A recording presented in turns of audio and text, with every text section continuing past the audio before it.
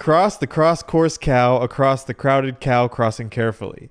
Dude, there's no way I'm gonna cross the cross-course cow crossing the crossing of the cross. Oh, you had it in the first half. All right. The cows, Cross the cross-course cow cross the cross-course cow across the crowded cow crossing carefully. across the crowded cow crossing carefully. Yeah, Is that it? that was it. Dude, yeah, that's too much. Digging in the crates for something good.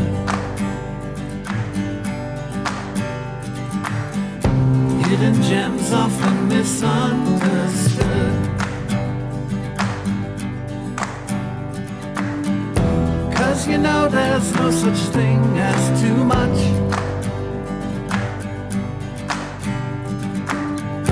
Miscellaneous important stuff. Welcome back to the show. Today I talked to my friend Will. Will and I are on opposite ends of the spectrum career-wise. He is in accounting, I'm in video. But outside of work, Will has a growing YouTube channel. He also plays cornhole and softball and a lot of other things that you might not typically think of as competitive or as moneymakers, but they are. So we spent 40 minutes getting into that. We also spent some time talking about POGs at the end of the episode. So if you remember POGs, make sure you listen to the end of the episode or just fast forward to the end of the episode. But it was a lot of fun. I hope you guys enjoy it too. Here it is. Will. Hey, buddy. Hey, buddy. Thanks for coming on. Yeah, man. Anytime. Tell me, what is your favorite?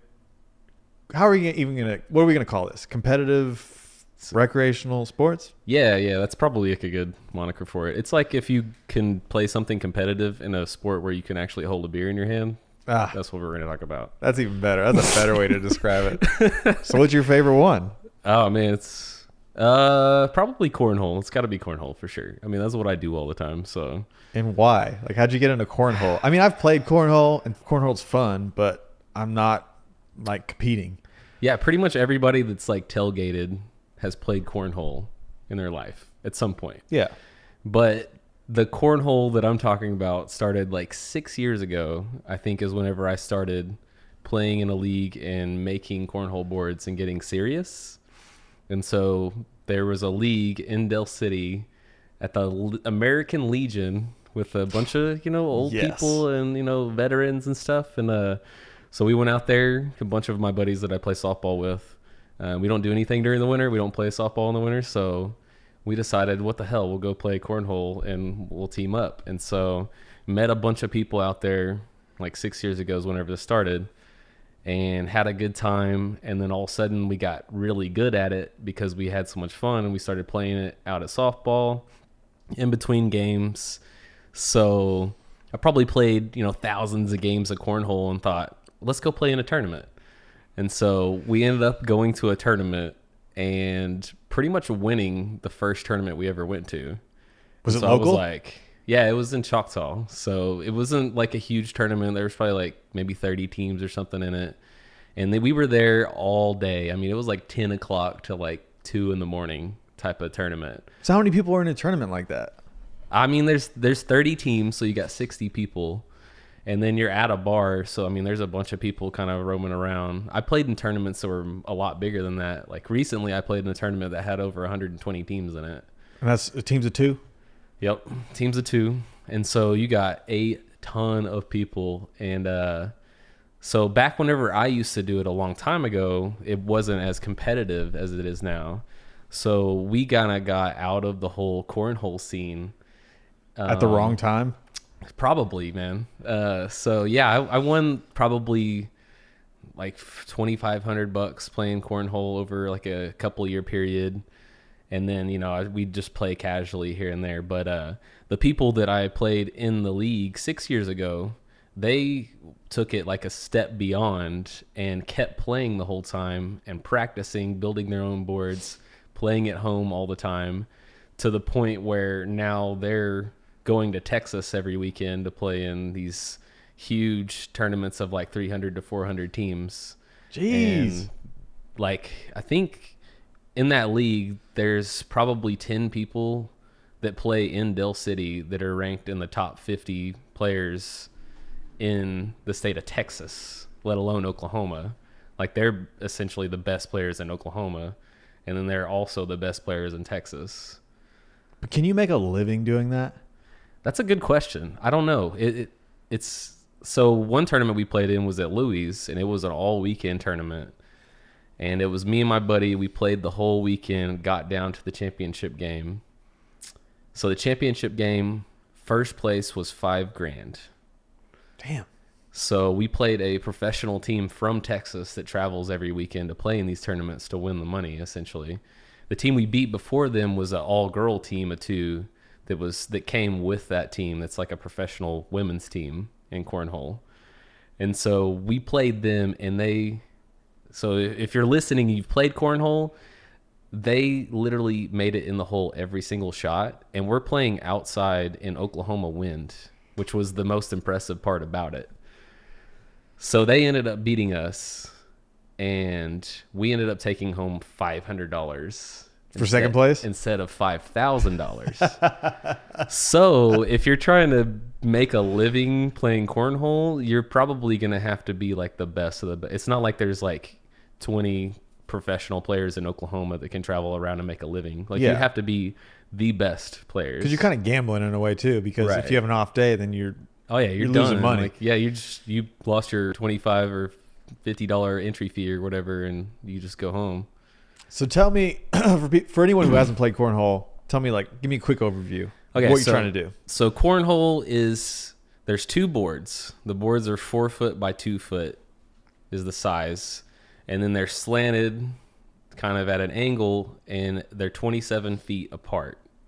Now, each board has a 6-inch diameter circle in it that you try to make the bag in, essentially. So everybody, like both teams, they get 4 shots apiece, and you alternate shots. So you can play strategically, or you can just make it in the hole every time if you're that good.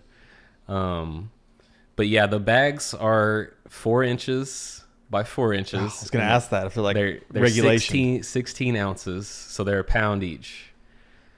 So if you think about it, the bag is almost the same size as the hole. So that's the kind of the difficulty factor in that. And like the skill for players nowadays is they can literally fly it in the hole on every shot. So if you throw your bag first and you throw it in front of the hole instead of sliding it into the hole, nowadays everybody is just throwing it into the hole from 27 feet away into a 6-inch hole. They're just dropping with it a in. 4-inch bag. So if you think about that like in a basketball term, that's like if you shrunk a basket by like probably 6 or 7 inches and then had them shoot the same basketball and try to make it in the hoop. It's insane. Yeah, it's crazy. Like the precision that comes with like cornhole is insane. So talking about that, last weekend I played the #1 player in the state of Oklahoma in our league, and he ended up beating us. He flew, all his bags over mine. We had a pretty competitive game. I'm not good anymore. I'm not at that level anymore, but I'm pretty good. Compared to like someone just hanging out and playing in their backyard, how good are you? Yeah, if I showed up at a party or something like that and somebody had some cornhole boards, I would probably put a lot of money on myself being able to beat anybody that was there. Like, that's how good I am, at least. But yeah, there's people that I know that can pretty much beat me every single game. I mean, there's girls I know that could beat me every single game. Are you trying to say that girls aren't good at sports? I'm trying to say that girls typically don't take competitive sports as seriously, usually. I mean, you just don't find as many like competitive ass women, Yeah. So there is one girl that I've known since 6 years ago, and she plays with her husband, and she actually became the #1 player in Texas, #1 women's player in Texas, and she could go out and beat probably any guy I know. So it's definitely like a co-ed sport. Like, my partner on Thursdays is a girl, and she's really good. She's trying to get really serious. Yeah, 'cause for something like that, you don't need like it has nothing to do with strength or speed, right? Right. It's all about like touch and accuracy, and that's the cool thing about it is it's like anybody can play. So we have people in the league that are, you know, kids like that. There's a dad that brings his kid up to the league. I think he's probably like 12 or something like that. And so he plays with his dad. We have older guys that are like Army vets that, since we're at the Legion, obviously they've seen us play, so they've joined the league too. Yeah. So we might have like a couple of like 60-year-olds out there. They're, you know, tossing some bags. So it's kind of like bowling in that aspect, to where like you don't have to have any kind of athletic prowess to be good at it, which is a big reason why some of these guys are so good at it, because they, you know, they don't play normal sports and they found a sport that they really like. They might not be the most athletic people in the world, but they've learned how to play a specific recreational game very, very well. It's kind of crazy. So it's still competitive. Like you still get to have that part of you without, you know, being a football player. Yeah. And that's what, like, as you get older, you kind of like, a lot of people, especially in America, you know, competitiveness is something that you just live with. So, you know, as you get older, you're still competitive. So you got to find some way to be competitive, and, you know, people find their recreational sport to do that in. Yeah. And that's kind of why I like cornhole, because like, you can literally be anybody and be good at cornhole. You just you said you played the number one person in the state? Yeah. Yeah. He beat me. Okay. Yeah, definitely. Like by a lot? Pretty much all of those guys up there can beat me. There's probably a good 20 guys that play in the city of Del City that can beat me. But if I went to somewhere else, that's not really a thing, because cornhole's kind of developed kind of in Del City to be like this thing that everybody congregates to. So we have people from the north side, from the south side, like everybody kind of congregates to that area because they know there's so many competitive and good players there. Yeah, Del City's not the first place I would think of. No, definitely not, man. So what's really funny about that is the same Legion that we play cornhole in, they actually have national shuffleboard tournaments there. I was just thinking about shuffleboard when you were talking about playing a sport that you don't have to be like physical in. Yeah, so I have my cousin is number 5 in the nation. That's crazy. At shuffleboard. And so we actually, back whenever we were playing cornhole with me and my friends, we would play cornhole, and then we would go into the bar area, and they have 2 shuffleboard tables set up, and we got really into shuffleboard. We loved it because the tables are so nice. I think they said that their tables are 20 grand a piece, and they have about 40 of them in there. So 40 grand. So if you think about it, there's like a tin building in the middle of Del City that probably has a good $300,000 worth of shuffleboard tables. Is it just because they have to be made so perfectly? Oh yeah, it's crazy. Like they make them super perfect, and I mean they're so long that they actually have these things on the bottom that are like weighted, where you can adjust the weights of them, because the boards warp over time. So you have to adjust the weights underneath the board too, to make sure that the board stays perfectly flat. And are there like certain companies that do that? Like specialize in that? Yeah, I don't know where they got those, but those shuffleboard tables are like industrial essentially. So you're not going to be able to, like, you can go buy one, but no one's going to buy one and put it in their house unless they're like Tiger Woods or something. Yeah. He's trying to play some shuffleboard. Maybe we should get into building shuffleboards. Yeah, I'm telling you, man. Yeah, my cousin actually told me a story about a national tournament they had there one time, where at the end of the tournament, there was a couple of really competitive guys that had played earlier and kind of got into a sort of like a talking grudge match. And both of them were high rollers from out of state.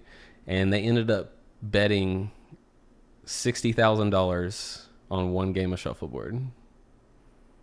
Whoa. Yeah. Dude, like, were these guys that had that kind of money? Yeah, I guess so. I wasn't there.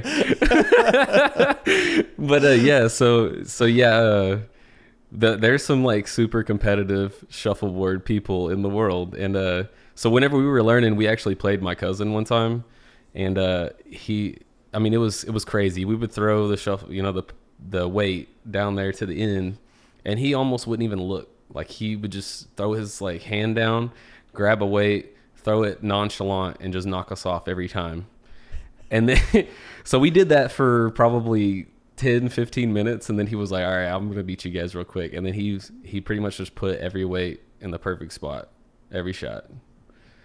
And what's really crazy about that too is another time I've seen a guy up there that's blind that plays shuffleboard competitively. I can see that though, because your other senses are so heightened. Right. You And probably just get so good at it. The thing about shuffleboard is you kind of like you use the side of the table as a guide too whenever you throw it, or at least the pros do. So he pretty much just gets set up on the side, and then he has somebody describe where the weights are on the other side of the board, and then he throws it. And that dude could beat anybody I know in shuffleboard, nuts. and he's blind. I'm sure. Oh, he could probably hustle a lot of people too. Oh yeah, You go, I played a little bit. We'll see how this goes. I'm blind, so yeah, man, it's crazy, dude. man, it's always. Do you think trash talking is? I'm having a hard time imagining trash talking for any of those sports, like cornhole, shuffleboard, like any of these recreational sports. It seems like so over the top. At cornhole, I've almost fought people in cornhole, man. Man, Yeah, it's been there's been some very like rough patches where me and somebody else get into it and get really competitive, and maybe they like counted the score wrong, and then we get into an argument. yeah. Maybe it's just a deal where they're talking, trash the whole But time. what's the trash or talking they're just like? arrogant. I don't know, man. It's kind of tough. Like it's like everything. You pretty much just trash talk to the person that you're playing against. So you might hit on like some, the way they look or whatever. Yeah. You never know, man. I don't do much trash talk. Anytime I'm playing a game, I'm usually a conversationalist. So I try to like play a distraction game. Okay. So that's the thing about cornhole is there's definitely like a psychological factor whenever you're playing somebody, because you're standing literally right next to them the whole time. So you can definitely get in their head at some point. It just depends on what you want to say. So I'm more of like a friendly, So you're not being aggressive. You're taking a different approach. but there might be a guy that's aggressive to me, and then I kind of have to change my tune a little bit. See, but to me, the weird part about that is it's not a contact sport. I No. think that's when it always comes out, like the trash talking, because you're like running Right. into each other. It's very physical. So it's like it comes out without even thinking about it. You just start saying stuff because it's high intensity. True, yeah. So Yeah, it's but hard to imagine it in that environment, I guess. Yeah, I mean it's that you can do that with anything competitively though. I mean, you could do that with bowling. Have you ever never talked trash while you're bowling? I don't know if I have. Because when I bowl, it's much more casual. Yeah, that's true. Okay, I got you. I'll get competitive with myself, but I don't want to be the guy that like gets too competitive while bowling with his family. Yeah, man, you just gotta maybe you just gotta get more competitive. in I your don't life, know. man. Maybe I am with certain things, just not with all things. So is there something like non-contact competitiveness that you could see yourself talking some trash in? I think probably if I knew I could win. Because then you can be really confident talking the trash. Like, Yeah, there's nothing worse than talking trash and then losing. oh yeah, it's terrible. So It's a big backfire. yeah, if I'm like, I could be playing checkers, and if I know I'm gonna win, then yeah, sure, talk trash all day. See, there you go, like some board game trash talk. Yeah, it's true. So yeah, it's not like you have to be a contact sport, No, I just think it comes out more naturally when you're doing that. right? Yeah, because you're like physically dominating another person. Yeah, you definitely like talking is kind of secondary to that. Yeah, because I'm not even like, I'm pretty mellow, but like when I play soccer, that's when like it'll come out for me, because it is like there's a lot of contact. There's a lot. It's like it's fast. It's people saying things, knocking you into walls. It's like. So do you have Just happens. any super competitive like soccer players? Do you know? Oh yeah, like well, I mean, just last night I played, and it was awful because everyone was so competitive. Like I didn't even want. I just want to play for fun a lot of time now, and it's just like people are so. It's the arrogance. It's overly competitive, and I don't like all the time. Yeah, Yeah. Especially with soccer, like every week I run into those people. Yeah, I think that's like a thing now though. Like people want to be good at something.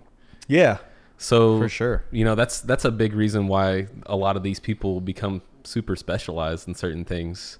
Like I'm definitely like the all around recreational guy. Like there's nothing that I do all the time at all. Yeah. But you're also not like terrible at anything. You're not number one. Right. I've kind of always been like that. So it's kind of natural for me to just be a good player at everything. There's pretty much nothing I suck at besides volleyball. Oh, come on. Can't play volleyball? Okay. To save my life. So let's play some volleyball. yeah, don't pick me up for volleyball, man. I am awful. I was just playing that over the holiday break. We went on a cabin trip. and we were playing volleyball. It was at the cabin. They had a volleyball net, and I was like, I can get into this. Yeah. We got a little competitive there too, even though we were all terrible. We were all terrible at volleyball, but I could see that being fun. So have you ever heard of pickleball? Yeah, but I don't know much about it. So I know I've heard the name. I think if there was any other sport that I would get into right now and try to be like super competitive, it would be pickleball. So Okay. Explain it.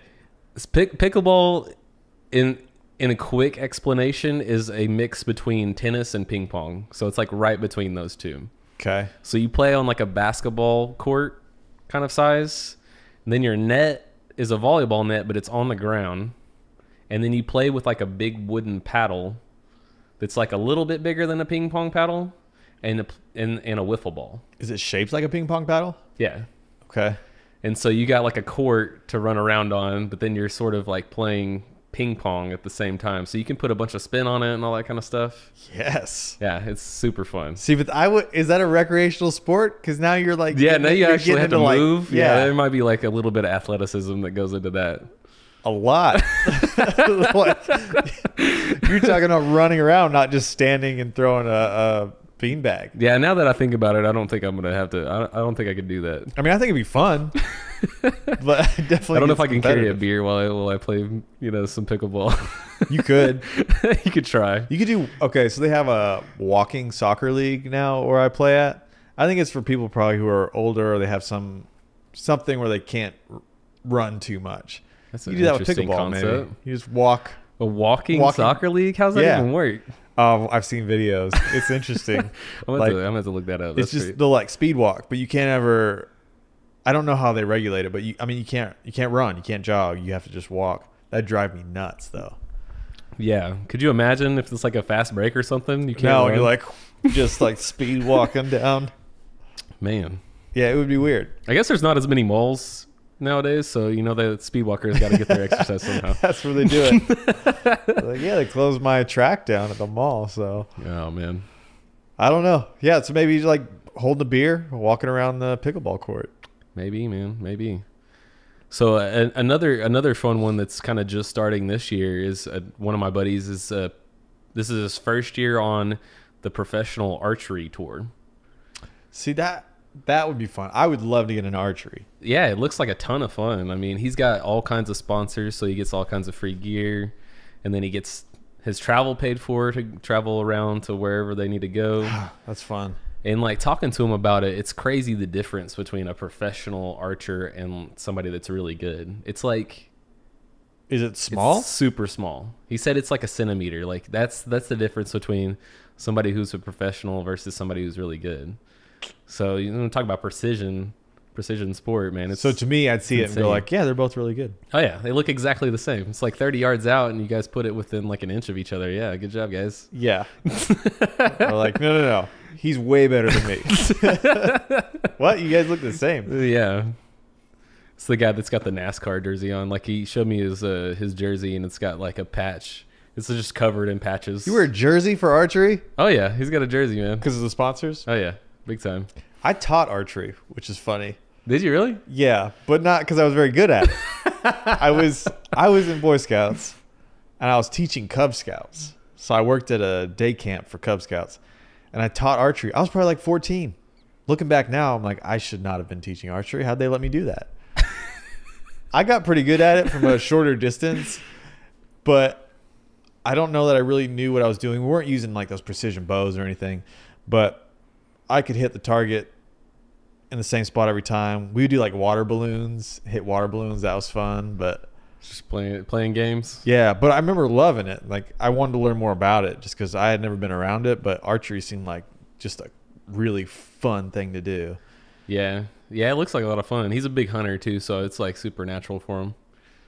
Have you ever shot? Like, have you ever done archery at all? Yeah, my brother's a huge hunter, so I've done a bunch of archery. I've shot a bunch of different guns, but I'm not really a gunner or like, I don't know. I don't like shooting stuff. Why To not? be honest, I don't know. It just isn't that fun. Unless it's a paintball gun and I'm shooting my buddy. That's about Yeah. it, man. I like shooting. Have you ever gone skeet shooting? I have, yeah. That to me, It is pretty fun. When it's like there's a moving target, that's more fun to me. Yeah, a little bit more of a challenge. Yeah, not just like shooting a A target. yeah. Yeah. It's because there's nothing to it. I mean, I want it to be more dynamic. I want to be like, have you seen Keanu Reeves train for some of his movies? Huh. Oh, it's crazy. He's like, he's training like somebody in the military. He's got all these moving targets. He's running through this. It's like the John Wick course. Yeah. He's running through it, like shooting things that are moving. Like he's good too. That's crazy, man. He's training like a real military expert. Takes it seriously, and he looks like it too. That's pretty dope. That's why I want to be an actor. Whatever, man. It's funny though, because that would be like a good reason to. That would be why I'd want to be an actor. Is it just for the training for the roles? Then you just kind of because if you were like someone like Keanu Reeves, there's probably a lot of different things you get to do only because you're an actor. Yeah, that is true. You get to do like a lot of cool stuff. Yeah, and they're paying you to train to do these things that otherwise you probably just wouldn't have done or wouldn't have known about. Right. I mean, I guess you can do it on your own, but I'd rather get paid for it. Yeah, man, the method actors that like get into their whole role, man, it's so crazy to me. It doesn't just the psychological part of that is crazy to me. To stay in that character all day? Yeah. Yeah, those people are nuts. It's super nuts. But then again, if it's really that hard to get into the role, once you're there, wouldn't you want to stay there? Yeah, I guess that's true, yeah. But then you kind of end up looking like a big asshole as like to the rest of the crew. Yeah, offset. You're like, dude, look Yeah. at this guy. Like, I'm not calling you by that name. My name's Abraham Lincoln. Did you know Daniel Day-Lewis, he had to Yeah. be called Lincoln. Yeah, it's crazy, man. He's definitely the first person I think of whenever I think of method acting. Yeah, for and sure. he's good. Like, he's super incredible. I look at actors and I'm like, whatever works for you, but I wouldn't want to be around it if you're a method actor. Right. I don't think I'd be able to take you Just a seriously. weirdo. Yeah, like, hey man, I love what you're doing. Talk to me like a human. Oh my gosh. But I don't know. Didn't he retire? I don't know. I think he said he did after his last movie. Well, he does. It seems like he does like 10 years between movies or something. So it's Yeah, then he wins the Oscar for each one. it's pretty much just a wrap. As soon as he accepts the role, we just start printing it. Yeah. I don't get it. I can never do those things. It's probably why I stay behind the camera. What do you think Daniel Day-Lewis does for recreational sports? What do you think his one would be? Man, he's got to be an excellent knife thrower. Spent a lot of time on the set of Gangs of New York. Man, I could see bet that. he was throwing knives. Yeah. Have you ever done axe throwing? No, but it looks like a lot of fun. You should go to I think it's Bad Axe Throwing. Yeah, I saw that was the one that opened up like not too long ago, right? I think it was maybe it's a I year guess or it's two been longer ago than now. that. Yeah, It's been a little while, but they're new-ish. Yeah. I've been there twice. So fun. it looks like a lot of fun. You can do they start you off with the double hand axe throw, and by the end you can do like underhand axe throws, and like you do two axes at once. I mean, it's Just looking like CP3 out there, Yeah. just dropping dimes. It's cool. with an axe. and they have like so you can do games too, so it gets a little more competitive. So they have like targets, and you have to hit each section. I mean, it's great for like a party. Yeah, that's all I've heard is like people going there as like a big group. Yeah, the first time I went, I'm pretty sure they didn't allow alcohol. Which I'm like, that makes sense. It does make Throwing sense. Yeah, axes. Now they sell it there. it's like the gun range too, man. They have the gun range on I think Wilshire has a bar in it. So weird. But you like as soon as you get a drink at the bar, you are not allowed to shoot a gun That makes sense. for the day, essentially. So like you gotta go shoot before you go in the bar. But I thought that was so crazy. They threw a bar in a gun Yeah. range. It's insane. Last time I was at the axe place. I mean, it's a small area too. The bar is basically where you're throwing, and Yeah. as far as I know, there are no rules for you have a drink you can't throw. It gets a little Just winging it. yeah. I mean, it's better an axe than a gun, I guess, but True. still, it gets weird enough because if you throw it, sometimes they don't stick if you get the rotation wrong, Right. and it'll bounce right back, not hit you, but I don't know if you're drunk. What's the weirdest recreational sport you've ever heard of? POGs. Oh yeah, that's a good one. That's a good one. Big '90s throwback. Yeah, because I would Is there a qualify, league? right? Is there? Oh, I want to start one. You should start one. That'd be amazing. My table over there, I'm turning into a tournament table. So it's gonna have. So of course nobody can see it right now, but it's basically a coffee table with the legs cut off, but it's a POG surface, and then I'm gonna have this center ring in it where you stack the POGs, and then there'll be 2 areas where you have your own POGs. So it's like you're like going head to head.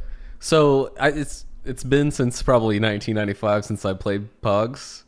So whenever you play POGs, if you like win certain POGs, you get to keep them, right? Is that how that works? If you're playing for keeps. Okay, you gotta say play for keeps. Yeah. Yeah. That was like one of the things I remember about POGs. I remember just taking POGs from my friends. Yeah, like I couldn't play like that because it was like, listen, I didn't buy these POGs, first of all, and I don't care enough where I want to give these up. But I bet in like tournament play, you would. It's just like if you flip all of them over, that's when you've won the round, I believe. I gotta look up the rules again too, though. Man, it's been so long. You could maybe start something, man. Oh, you could be like cornhole 6 years ago, dude. That's what I want to do. You could do it. Because I'm gonna make a video about it, like a promo video, and then I'll have like just everyone from the office. We'll do like a small tournament. Because I'll have enough POGs where I could let people use them, or you can like bring your own POGs. There's lots of places to get POGs still. Dang, that's insane, dude. And then I'll start selling them.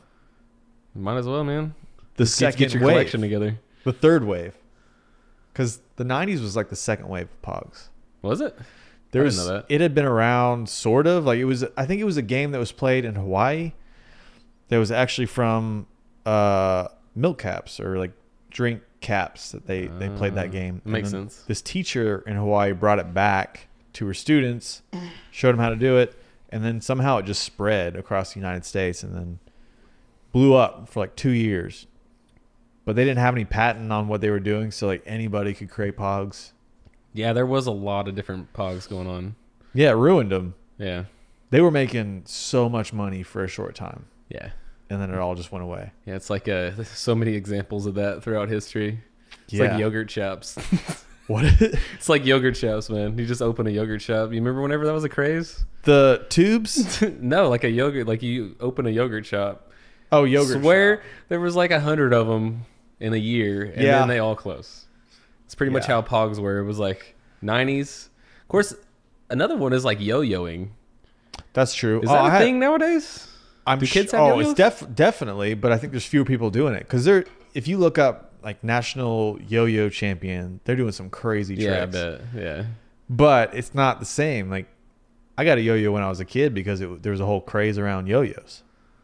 Yeah, you got the butterflies or whatever. Yeah, it was. I had like 2 different ones. There was another one that would like make a noise and it'd stay down longer so you could do more tricks. Yeah, we need to get a yo-yo at the office, man. I might have ones there still. I had one there for a while. I was like rocking the baby and Doing walking the dog. the OG stuff. Yeah, the only stuff I know how to do. Oh, man. Yeah, that's kind of gone away. Yo-yos are fun though. They were super fun. Did you ever learn like Man, I knew like I was a basic yo-yoer, you know? I could do all the walking the dog and the Eiffel Tower or whatever and some of those just enough things. to impress the ladies? Yeah, pretty much, you know. You know what I'm saying? Yeah, I've learned just enough now to impress certain women. How's that working for you? That was great. I do it in the bar. I'm like, everyone spread out. Spread out. Dude, that would be awesome. We need to do that one time. That actually would, if people didn't know what was coming, I think you're about to like dance. You could get like 5 of your buddies to like make it like you could set it up to where you walk in and they just like surround you and you start doing yo-yo tricks. That would And then be you walk out. amazing. You throw a cloud of dust down and you disappear. Be at the talk of the night. Oh goodness. Or walk in with a stack of POGs. Dang. There's surprisingly a lot of people who still don't know about that. I mean, it was a really quick fad. And you had to have been like a kid in the 90s to know about that. Well, but an adult too. Because you were probably buying those POGs for your kids. Yeah, I like guess my that's parents true. know what POGs are. Yeah. I don't know. So there's like that little gap of That's true. it just happened and then it went away. So I got to bring it back for the kids today. Guarantee if you ask somebody that's under 20 years old, they probably wouldn't know what a POG is. That's true. Makes me sad. It is kind of sad. I think my youngest brother, I don't know if well, no, he was like born around that time. So he probably only knows what they are because I've told him. Keeping that tradition alive. Yeah. There's a page on Instagram that posts POG pictures. You follow a POG page on I don't know if I follow. He liked a bunch of stuff that I posted because for a while I was posting POG pictures. Yeah, okay. I was doing a photo a day, and I was surprised that there's someone else out there doing it. That's dope, man. If only he was around here, you'd have a 2-person league. I know. You'd Start it up. Oh please, you would join my league. Oh, I'd be in it, man. I'd have to go buy some POGs though. They're all over the internet. Go hit up eBay or something. Right? Yeah, that's where I got a bunch of mine now. All the ones on that table are from eBay. Yeah, And there's some good ones cool, too. Man. So do you think 2K is a recreational competitive sport? Yeah, definitely, man. That's what it's like the definition of playing a video game is a recreational activity. It's true. That is the ultimate beer drinking sport because you're literally sitting in a chair, like, moving your thumbs around. So give me your handle. It's Willie Beeman 8. It's your boy. It's your boy. Oh man, for all the fans out there. Yeah, it's for the fans. But yeah. So YouTube is like this hobby thing, and I started playing 2K a long time ago. And every time I get a job, I always try to do something that other people do where I'm at. And so I was already playing 2K and like enjoying that. So I started doing YouTube to be able to do video editing and graphic design. And one thing led to another, and I started getting really serious at playing a video game, and met a lot of cool people over the years. I think I've been doing YouTube for... Gosh, man, it's like over 3 or 4 years now. It's a pretty good amount of time. It's a long time. Because I think, especially YouTube, that seems like something hard to stick to. Yeah, exactly. And that's always been my problem. I probably would have like a bigger channel if I was consistent, but I do it as a hobby. So it's like I'll do a bunch of videos 1 month and then not post for 3 months. Yeah. And then do maybe a couple streams and some videos. And so it's like, I think I have 220-ish videos on my channel. Over 4 years, if you think about that, it's like still not really a lot. posting much. I mean, Still it's a lot of though. videos, but at the same time, like if you think about it over that time period, that's not that much. Yeah. So did you get serious about 2K when you started YouTube? Like, were you just playing for fun and then you had to get serious? It kind of was like at the same time. So when 2K15 was my first 2K to play like online stuff. And I played that just for fun. My first ever video was on 2K15, but I only have one video from that game. And then 2K16 is whenever I actually got super serious and was like grinded really hard and kind of was one of like the top people to rep up is what they call it. So like get your character, as high as possible. And I met some guys that were really, really, really serious. And so they would go to a park is what they call it in the game, and it's essentially just like 8 courts of 3v3 and maybe a couple of 2v2 courts, and all of your buddies join. And what we would do is we'd get in like a party of like 8 people or 9 people, and we'd split up and we'd just go to different courts and we would just play for hours and see who could get the longest win streak. And so we would do that, and we would be rocking like 25, 30, 40, 50 game win streaks over and over and over again against just, random people. Yeah. And that was whenever I realized that, okay, yeah, I'm playing with some good players and I'm actually pretty good myself. And so I ended up switching over to playing 5v5 after that and meeting a lot of other people, which 5v5 is like the competitive E-League aspect. So I met a bunch of people, played on like several different top 100 teams in 2K16. Is the E-League pretty new? Like for E-League, 2K? This is the second season that's Okay. getting ready to come up. So last year was the very first year that they did it. Which one of the guys that plays in the league I played with before, me and him aren't like super tight or anything. But back whenever he was playing on 2K17, I met him through a sort of like a mutual friend, and we started playing together. We didn't play together a whole lot, but he was probably the sweatiest, like most try-hardy video gamer I've ever met in my entire life. So this dude would never lose. I think his record on that game was like 6,000 and like 150. I mean, Man, yeah, like it was kind of impressive. Like this guy's done like multiple times on the weekends. They'll do these tournaments where you go and you play for like 4 or 5 hours straight, and there's only like 10 people in the world that can place and get like these unlimited like boosts and stuff like that for their player. And he's won those things like multiple times. And so what kind of money is he making? He's making 37K a year salary, which I think he only works for like 6 months, I think.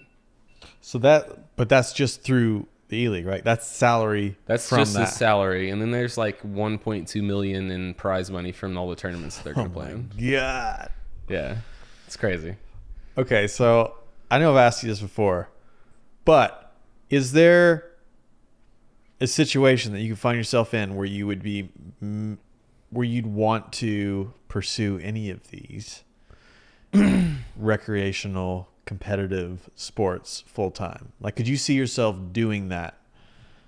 I think it would be really fun, but myself, no, because I don't have that like focus and drive towards one thing. I'm the kind of guy that likes to bounce around and do different things. So I couldn't focus on, and like if I had to do the 2K league, if I had to go and play 2K for 6 months out of my life every year, and that's all I did, I wouldn't like it anymore. Like I might as well just do my normal job that I enjoy. It's kind of going to be the same thing. It just turns into work at that point. That's true. What if it was shorter spurts though? Shorter spurts, yeah, sure, man. I'd play like in a tournament or something random. But somebody said, "Hey, Willie Beeman 8, we're going to pay $100,000 to do a stream today." See, the thing is 2K is one of the most competitive games that exists. Like, so you'd have to probably be all top in. 4 like selling games every year. And so the people that they're going to invite are the people that live their life through the game. Like, there's guys that are on Twitch that stream 12 hours a day every day, them playing this video game. I don't have that kind of time or drive. I'm surprised that anybody does, honestly. It's insane to be like, I don't understand how these people, like, what their mental like capacity to do that is impressive. Yeah. Because I also like what I do, but I'm also not doing the exact same thing every day. There's a variety within what I do. Yeah. I can't imagine playing the same game. The same exact game over and over again every year. Oh, I'd lose it. For 12 hours a day.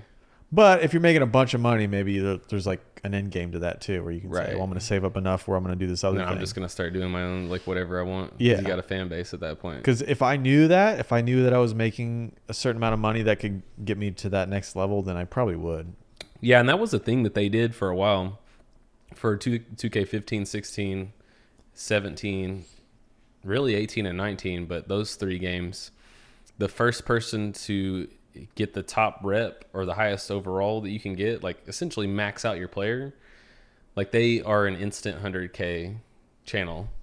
That's like, that was kind of like the thought, like if you do that, you get 100K, like that's almost automatic. Yeah. So there would be, a group of like 5 to 10 guys that would just go hard and just literally eat, sleep, and breathe 2K for 2-3 months, because the way that they set up the game, it's so grind heavy. Like you got to play the game all the time to get all the rewards. So they would play 20 hours a day for 3 months, and then whoever hit it first or second, those guys would instantly get a fan base. Yeah. So that was kind of like the thing, like the short-term deal that some people did for a while. See, that makes more sense. Which that's a small handful of people, because you have to be ultra good to be able to do that, and you have to kind of have like a different personality, because you're playing the game 21 hours a day. You gotta be driven. And it's not just playing the game for 21 hours a day. You're playing the game at a high, like, competitive level, because everybody knows who you are at a certain point. Like, after like a month into the game, everybody knows who's, like, you know, top. Sure. So they got all their buddies coming out trying to beat you and all that. So those guys are like facing really, really like sweaty, try-hardy people every single game, because, you know, you want to be that guy that's like, oh yeah, I went and beat so and so. You know, that guy's like the top rep. Yeah. And if you're doing it for 20 hours a day, I feel like half the gotta battle is be just getting staying tired, awake. Right. It's like, how do you even concentrate through that? I give up. Like, I don't know. I'm going to go to bed. Yeah, it's crazy, man. All right. Well, we got to wrap it up. Done. Any last words other than done? No, man. I'm pretty good, man. This was really fun. Cool. Well, come back. We could probably talk another 6, 7, 8 days about all that Man. stuff. We could talk about whatever, man. I know. We really didn't get into that many things. We talked about a lot of stuff off of the podcast. That's true. That was the super secret podcast. Yeah, the super secret one. Man. We could have just recorded 2 episodes today. That'll be for the next one. Be all right. Yeah, come back and we'll do that one. All right, man. I'm definitely serious about this POG situation. I'm going to have a tournament sometime soon. So if you're interested in that, let me know. I'm going to get that going. And like always, if you hated this episode, please let us know. If you like this episode, please let us know. And if you have any ideas for future episodes, please let us know. Thanks so much for listening, and I'll see you next week.